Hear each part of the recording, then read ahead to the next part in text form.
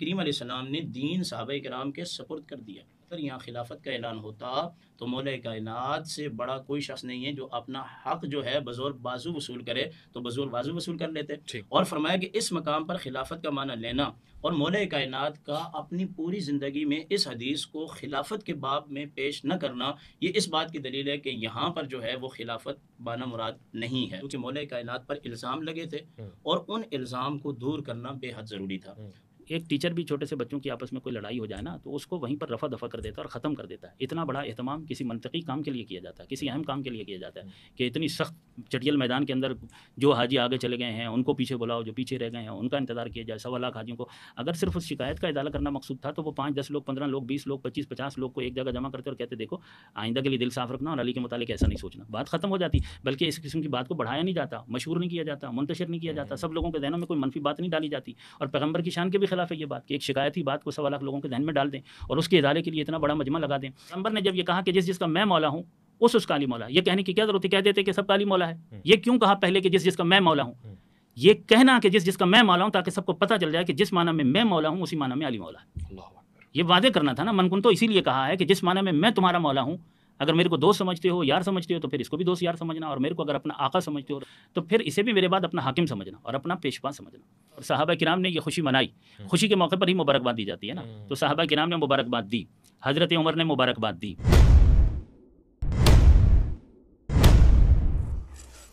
آپ علیہ الصلوۃ والسلام پر یہ آیت نازل ہوئی، الیوم اکملت لکم دینکم واتممت علیکم نعمتی ورضیت لکم الاسلام۔ یہ کس دن کی بات ہے؟ عرفہ کے دن نازل ہوئی، یعنی کہ 9 ذی الحج کو۔ 9 ذی الحج کو، کہ آج کے دن دین مکمل ہو گیا ہے اور اسلام کو اللہ نے ہمارے لیے مسلمانوں کے لیے دین پسند کیا ہے۔ جب یہ آیت نازل ہوئی جس کا ذکر مجھ سے پہلے کیا گیا، یا ایھا الرسول بلغ ما انزل الیک من ربک، یہ صورت مدنی ہے اور یہ آیات پہلے نازل ہو چکی تھی۔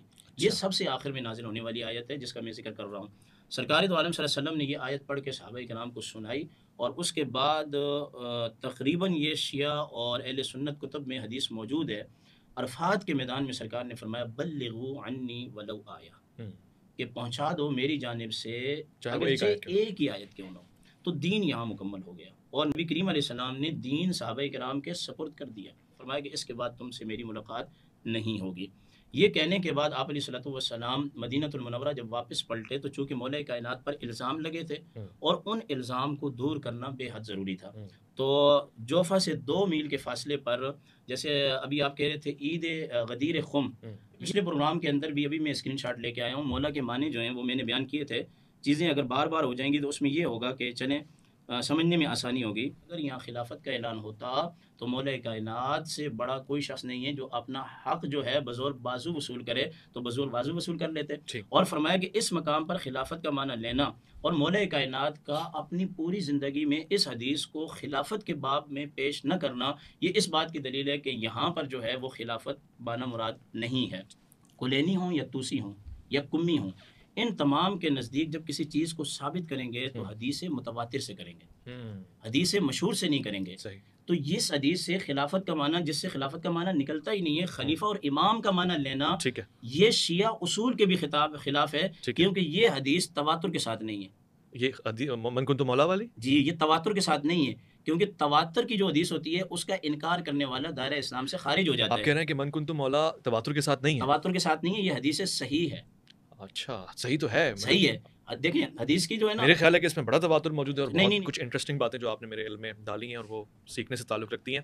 میں علامہ صاحب کی طرف آتا ہوں۔ علامہ صاحب، میری نالج میں اضافے کے لیے 2-4 اسی طرح کے سوالات ہیں۔ پہلا سوال یہ ہے کہ ہم اس حدیث کو حدیث تواتر کیسے سمجھیں گے؟ میرے خیال سے، میری معلومات کے مطابق تواتر ہے، مگر اس پہ آپ کا کیا نظریہ؟ اور دوسرا یہ کہ اس دن کی اہمیت کے بعد، یعنی پوسٹ ایونٹ کیا ریئیکشن ہے؟ جیسے آپ نے بتایا کہ اصحاب رسول نے اس کو ایک اہمیت کا دن منایا، بعد میں کیا ریئیکشن ہے؟ اور جو شکایت جب پیش کی گئی پیغمبر اکرم کے سامنے، جب حضرت علی علیہ السلام کی یہ شکایت کی گئی ہے تو رسول اللہ نے سخت ناراضگی کا اظہار اسی وقت فرمایا اور کہا کہ فَإِنَّهُ مِنِّي وَأَنَا مِنْهُ، علی کے بارے میں بات کرتے ہو، علی مجھ میں سے ہے اور میں علی میں سے ہوں، وَهُوَ وَلِيُّكُمْ بَعْدِي مِن بَعْدِي، میرے بعد وہ تمہارا ولی ہے۔ یہ پیغمبر اکرم اس کا صفایہ تو پہلے ہی کر چکے تھے۔ پھر یہ کہ وہ رسول اللہ ہے، ایک ٹیچر بھی چھوٹے سے بچوں کی آپس میں کوئی لڑائی ہو جائے نا تو اس کو وہیں پر رفع دفع کر دیتا ہے اور ختم کر دیتا ہے. اتنا بڑا اہتمام کسی منطقی کام کے لیے کیا جاتا ہے, کسی اہم کام کے لیے کیا جاتا ہے کہ اتنی سخت چٹیل میدان کے اندر جو حاجی آگے چلے گئے ہیں ان کو پیچھے بلاؤ, جو پیچھے رہ گئے ہیں ان کا انتظار کیا جائے. 1.25 لاکھ حاجیوں کو اگر صرف اس شکایت کا ازالہ کرنا مقصود تھا تو وہ 5 10 لوگ 15 لوگ 20 لوگ 25 50 لوگ کو ایک جگہ جمع کرتے اور کہتے دیکھو آئندہ کے لیے دل صاف رکھنا اور علی کے متعلق ایسا نہیں سوچنا, بات ختم ہو جاتی. بلکہ اس قسم کی بات کو بڑھایا نہیں جاتا, مشہور نہیں کیا جاتا, منتشر نہیں کیا جاتا, سب لوگوں کے ذہنوں میں کوئی منفی بات نہیں ڈالی جاتی. اور پیغمبر کی شان کے بھی خلاف ہے یہ بات کہ ایک شکایتی بات کو 1.25 لاکھ لوگوں کے ذہن میں ڈال دیں اور اس کے ازالے کے لیے اتنا بڑا مجمع لگا دیں کہ اتنی سخت دھوپ ہے اور گرمی ہے اور شدید ترین دھوپ اور شدید ترین گرمی ہے. جا کے تاریخ میں آ کر پڑھ لیجیے کہ صحابہ کس حال میں وہاں پر کھڑے ہوئے تھے اور کتنی دیر ان کو کھڑا رکھا گیا اور اتنا لمبا خطبہ دیا گیا. آغا صاحب کو حق ہے وہ اپنا موقف بیان کر سکتے ہیں, لیکن یہ شیعہ تفاسیر کے علاوہ بہت سارے حوالے میں دے سکتا ہوں تفاسیر اہل سنت کے کہ یہ یا ایھا الرسول بلغ ما انزل کی آیت نازل ہوئی اور اعلان ولایت کے بعد الیوم کی آیت نازل ہوئی الیوم اکملت لکم دینکم اتممت, وہ ایک الگ بات ہے. بہرحال ان کا بھی موقف ٹھیک ہے, جہاں انہوں نے دیکھا ہے ان کتب میں ایسا ہی ہے اور ان لوگوں کا یہی نظریہ ہے, درست ہے, یہ بات اپنی جگہ صحیح ہے. بہرحال کم از کم شیعہ کتب تو ساری اسی بات پر متفق ہیں کہ یہ آیت نازل ہوئی ہے علی علیہ السلام کی ولایت کا اعلان کروانے کے لیے, اور اس اعلان ولایت کے بعد جو ہے پھر وہ آیت نازل ہوئی ہے کہ جس میں یہ کہا گیا کہ آج کے دن ہم نے آج کے دن کافر مایوس ہو گئے اور آج کے دن ہم نے دین کو مکمل کر دیا اور نعمتوں کو تمام کر دیا. آیاتیں حدیثیں عربی چھوڑ رہا ہوں تاکہ مجھے تھوڑا موقع ملے اور میں بات زیادہ کر سکوں, کیونکہ عربی پڑھوں گا تو اور وقت لگ جائے گا, آپ نے دوسرا پروگرام بھی ریکارڈ کرنا. تو یہ چیز تو یہ ہے کہ اب یہ جو من کنت مولا والی جو روایت ہے 1.25 لاکھ لوگوں نے اس کو سنی ہے, اس کا انکار کسی نے بھی نہیں کیا ہے. 110 صحابہ جو ہیں وہ اس روایت کے راوی ہیں, 82 تابعین ہیں جو اس روایت کے راوی ہیں, 360 صاحبان علم و فضل نے اپنی کتابوں کے اندر غدیر کی روایت کو لکھا ہے, 26 صاحبان علم و فضل اور اکابرین اسلام ہیں جنہوں نے مستقل غدیر کو اور حدیث غدیر کو عنوان قرار دے کر مستقل کتابیں لکھی ہیں, مستقل کتابیں لکھی ہیں. اس کے علاوہ حضرت آیت اللہ عبدالحسین الامینی کی جو کتاب الغدیر 20 جلدوں پر ہے, یہ کتاب لکھنے میں انہوں نے 20 سال لگائے ہیں, 10,000 کتب کا مطالعہ کیا ہے, دنیا اسلام کے تمام تر حوالہ جات کو جمع کیا ہے, تمام منابع اور ماخذ اور مصادر کو اس کتاب کے اندر جمع کر دیا گیا. اگر کسی شخص کو شک ہے, ریب ہے اور اسے کوئی حوالہ چاہیے تو وہ الغدیر کا مطالعہ کرے. کوئی کتاب ایسی نہیں ہے کہ جس کا حوالہ الغدیر کے اندر موجود نہ ہو. الغدیر کے اندر تمام کتابوں کے حوالے بھی موجود ہیں اور تمام کتب کی پوری فہرست بھی موجود ہے, اور ان تمام صحابہ کے نام بھی موجود ہیں کہ جنہوں نے اس غدیر کو اور من کنت مولا کے اعلان کو جنہوں نے روایت کی ہے. تو یہ روایت اس سے برادران اہل سنت کو بھی اختلاف نہیں ہے, اور اگر نسل نو چاہے تو اہل سنت علماء کرام کے بیانات کو نیٹ پر دیکھ سکتی ہے, جس میں طاہر القادری صاحب ہیں, مولانا طارق جمیل صاحب ہیں, اور اس کے علاوہ بھی ایک بہت بڑی تعداد ہے ہمارے برادران بریلوی برادران اور دیوبندی اہل سنت علماء کرام ہمارے لیے بہت محترم ہیں کہ جنہوں نے اس روایت کو بیان کیا ہے اور انہوں نے اس کی سند کو بھی بیان کیا ہے, اس کو صحیح مانا ہے. اس کے علاوہ صحیح مسلم کے اندر بھی یہ آئی ہے اور سیاست اور دوسری کتب کے اندر بھی. بہرحال اس پر بحث نہیں ہے, یہ روایت ہے اور حضرت علیہ السلام کی ولایت کا اعلان ہو گیا.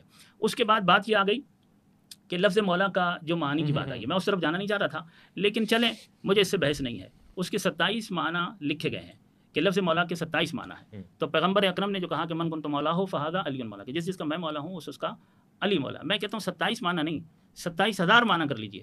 مگر پیغمبر نے جب یہ کہا کہ جس کا میں مولا ہوں اس کا علی مولا, یہ کہنے کی کیا ضرورت ہے, کہہ دیتے کہ سب کا علی مولا ہے. یہ کیوں کہا پہلے کہ جس کا میں مولا ہوں؟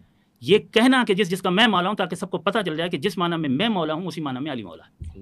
یہ واضح کرنا تھا نا. من کنت تو اسی لیے کہا ہے کہ جس معنی میں تمہارا مولا ہوں, اگر میرے کو دوست سمجھتے ہو, یار سمجھتے ہو, تو پھر اس کو بھی دوست یار سمجھنا, اور میرے کو اگر اپنا آقا سمجھتے ہو, رسول اعظم سمجھتے ہو, میری نبوت اور رسالت کا کلمہ پڑھتے ہو, تو پھر اسے بھی میرے بعد اپنا حاکم سمجھنا اور اپنا پیشوا سمجھنا, رسول اللہ صلی اللہ علیہ. اچھا, اس کے بعد کوئی انکار نہیں کر سکتا کہ پیغمبر اکرم نے یہ عہد لیا سب سے, جتنے مسلمان وہاں موجود تھے ان سب سے یہ کہا کہ کیا میں تمہاری جانوں اور مالوں پر تم سے زیادہ حق تصرف نہیں رکھتا, اولا بھی تصرف نہیں ہے. یہ کیوں لیا؟ اس اقرار لینے کے بعد کہا من کنت مولا فہذا علی مولا, تاکہ لفظ مولا کے معنی واضح ہو جائیں. لفظ مولا کے معنی کو واضح کرنے کے لیے یہ بولا تھا کہ کیا میں تمہاری جانوں پر اور تمہارے مالوں پر تم سے زیادہ حق تصرف نہیں رکھتا. تو معنی واضح ہو گیا نا مولا کے. پھر کہا کہ جس کا میں مولا ہوں اس کا علی مولا ہے, یعنی جس طرح تمہاری جان و مال پر مجھے حق تصرف ہے اسی طرح تمہارے جان و مال پر میرے بعد علی کو حق تصرف ہے. ہمارا موضوع خلافت نہیں ہے, ہم خلافت کی طرف نہیں جانا چاہتے. جنہوں نے پیغمبر اکرم کے بعد جس کو خلیفہ مانا, جو جس مشرب سے وابستہ ہے, وہ ہمارے لیے سب کا احترام ہے, ہمیں کسی سے کوئی بحث نہیں ہے. لیکن ہم اپنا نقطہ نظر تو بیان کریں گے, اور وہ مجھے بیان کرنا پڑے گا کہ میرا مسلک تو میرے لوگ تو مجھے سن رہے ہیں نا. اگرچہ میں تمام مسالک کا احترام کرتا ہوں اور تمام مکاتب کا میں احترام کرتا ہوں, تو یہ بات کہ حدیث غدیر کا کوئی انکار نہیں کر سکتا. لفظ مولا کے معنی 27 نہیں 27,000 ہوں. پیغمبر اکرم نے 2 باتیں کہہ کر لفظ مولا کے معنی کا تعین کر دیا ہے. ویسے 18 مقامات پر قرآن مجید میں مفرد صورت میں آیا لفظ مولا. قرآن مجید کا مطالعہ کر لیا جائے, احادیث میں کہاں پر لفظ مولا کس معنی میں آیا اس کا مطالعہ کر لیجیے, لغات کو بھی دیکھ لیجیے. میں اس کو انکار نہیں کر رہا ہوں کہ اس کے معنی ہیں, اس میں کوئی شک نہیں, لیکن پیغمبر نے انہی معنی کی اصلاح کے لیے یہ کہا کہ جس کا میں مولا ہوں اس کا علی مولا ہے. اسی معنی کو درست کرنے کے لیے, اس معنی کو ٹھیک کرنے کے لیے پیغمبر نے کہا کہ کیا میں تمہاری جانوں پر اور تمہارے مالوں پر تم سے زیادہ حق تصرف نہیں رکھتا, تاکہ لفظ مولا کے معنی ٹھیک ہو جائیں. بعد میں کوئی اس لفظ مولا کے معنی یہ نہ سمجھے کہ پیغمبر نے اس معنی میں کہا ہوگا، پیغمبر نے اس معنی میں کہا ہوگا، پیغمبر نے اس معنی میں کہا ہوگا۔ دوست کو تو وہ حق تصرف نہیں ہو سکتا جو رسول اللہ کو تھا۔ اگر رسول اللہ یہ کہنا چاہ رہے ہیں کہ جو مجھے دوست رکھتا ہے ولی کو بھی دوست رکھے، تو ہر دوست کو تو حق تصرف نہیں ہے۔ یہ کوئی قانون بیان کہ علی نہیں تجھ سے محبت کرے گا مگر مومن، اور تجھ سے بغض نہیں رکھے گا مگر منافق۔ تو علی سے محبت، علی کی محبت ایمان کی علامت ہے۔ یا علی حب کا ایمان اور بغض کا کفر، علی تیری محبت کو ایمان کہتے ہیں اور تیرے بغض کو کفر کہتے ہیں۔ جس کے دل میں علی کی محبت ہوتی ہے وہی مومن ہوتا ہے، اور جو علی سے بغض رکھتا ہے وہی منافق ہوتا ہے۔ یہ رسول اللہ بیان کر کے گئے اور رسول اللہ بتا کر گئے، اس سے کسی کو انکار نہیں ہے۔ اس کو میں آپ کو آپ کی خدمت میں عرض کروں کہ حدیث غدیر کو ائمہ محدثین نے لکھا ہے، امام ذہبی نے لیا ہے، امام شافعی نے لکھا ہے۔ اس حدیث کو جو ہے بڑے بڑے امام احمد بن حنبل نے اس کو لیا ہے، امام اسقلانی نے اس کو لیا ہے، طبری نے اس کو لیا ہے۔ یعنی اس سے بڑا اور کون سا نام میں لوں؟ یہ وہ بڑے بڑے رائٹر ہیں اور بڑے بڑے محققین ہیں کہ جنہوں نے اپنی کتابوں کے اندر حدیث غدیر اور واقع غدیر کو لکھا ہے۔ اس سے انکار کسی کو نہیں ہے۔ مسلمانوں کے لیے یہ دن خوشی کا دن اور عید کا دن۔ مطلب اس کا ایک اور زاویہ آپ کے سامنے رکھنا چاہتا ہوں، اس پہ آپ اظہار خیال فرمائیں۔ یہ جو جملے ہیں بڑے منفرد ہیں، اور سچی بات یہ ہے کہ ہمیں ہمارے کانوں کو، ہمارے دلوں کو اچھے لگتے ہیں۔ من کنت مولا فہذا علی مولا، بڑے بڑے اہل سنت اکابر نے خود بیان فرمایا۔ یہ جب معاملہ پیش آیا تو اس میں مختلف روایتیں میں نے سنی ہیں۔ کیا حضور کریم نے حضرت مولا کائنات کا ہاتھ تھاما اور اسے بلند فرمایا، یا انہیں گود میں اٹھایا، یا ہاتھوں سے اٹھایا اور بلند کر دیا؟ صحیح واقعہ ہے؟